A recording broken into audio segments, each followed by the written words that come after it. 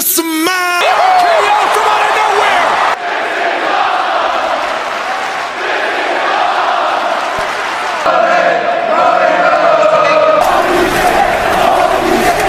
Holy shit, wrestling.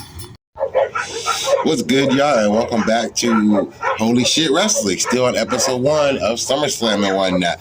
Now it's time for the Night 2 review. If that's what you want to call it, that's what we're going to call it. That's what we're going to call it, Night 2 review, all right?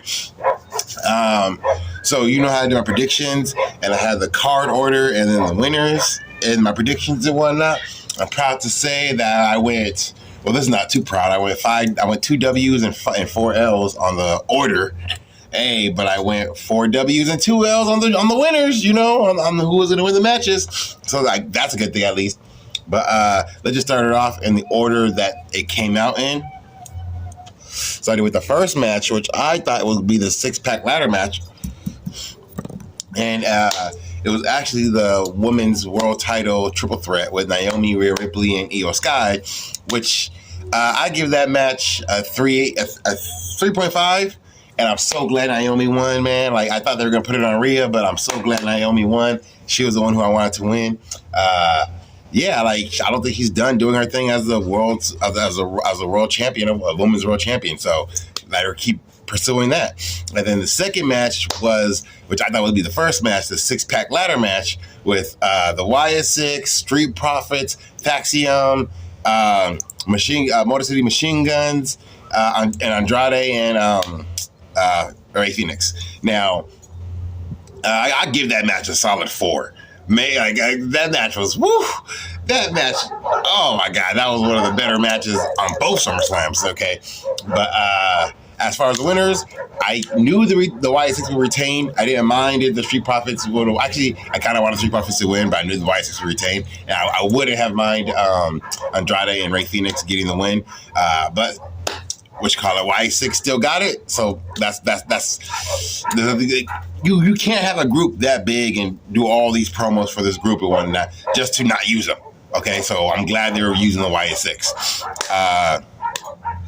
See, the third match I thought would be the Intercontinental Champion, which it kind of was, but it wasn't because it was the Women's Intercontinental Champion, and I thought what's her face? I thought Lyra and Valkyria would win it, but she didn't, and it wasn't a bad match. I'd give that match another 4. Like that was a 4-star match, at least in my opinion. In my book, the women are killing it, low key. But man, like, actually, no, I'm gonna give it a 3.5. Like, there were little things with the whole zip ties and whatnot that I was like, you guys are kind of beating this to death real quick in this one match. But yeah, Becky ended up winning, you know, because of Bayley and whatnot. Not that Bayley helped her; it was just like some kind of something that happened, and you know, of course we're going to talk about it on Raw. Like, they're going to talk about it on Raw and whatnot. But yeah, that was the third match of the night. The fourth match, which I called the match going to be the fourth match, and it was the steel cage match between Solo Sikoa and Jacob Fatu. Now, I called Jacob Fatu to be the winner, and he didn't win. And that was like on some bullshit because what was on my bingo card was Zilla Fatu coming to help Jacob Fatu. But he didn't show up, and I was like, damn it, man. I really wanted that to happen so Jacob could get the win and whatnot. Even if Jacob would have just won without Zilla Fatu showing up, that would have been dope. But nope, Solo's still United States champion, which I'm not really mad at because I like this new Solo they're doing.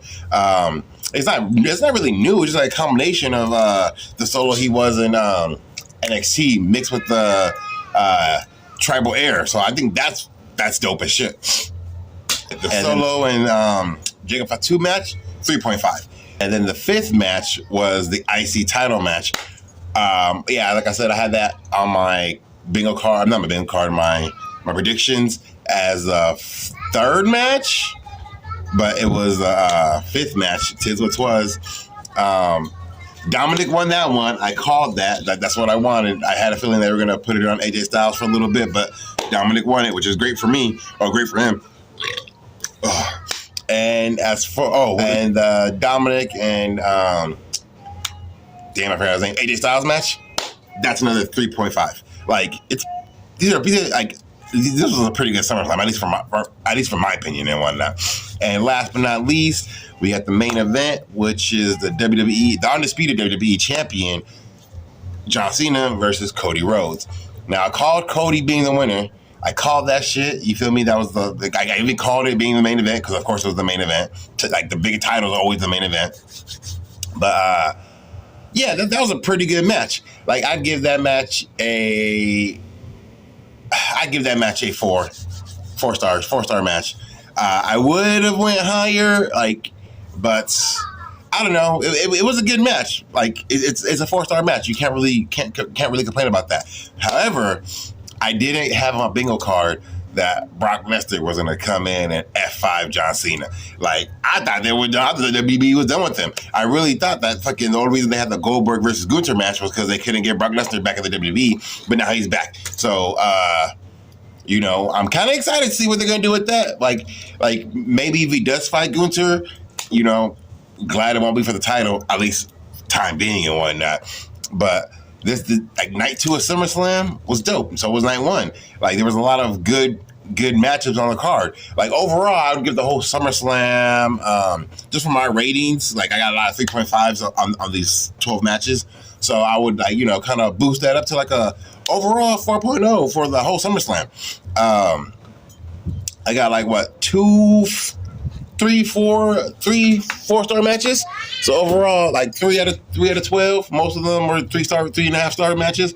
I got to give the whole SummerSlam in a whole like 4 stars. But this has been the review of night 2 of SummerSlam and Holy Shit Wrestling.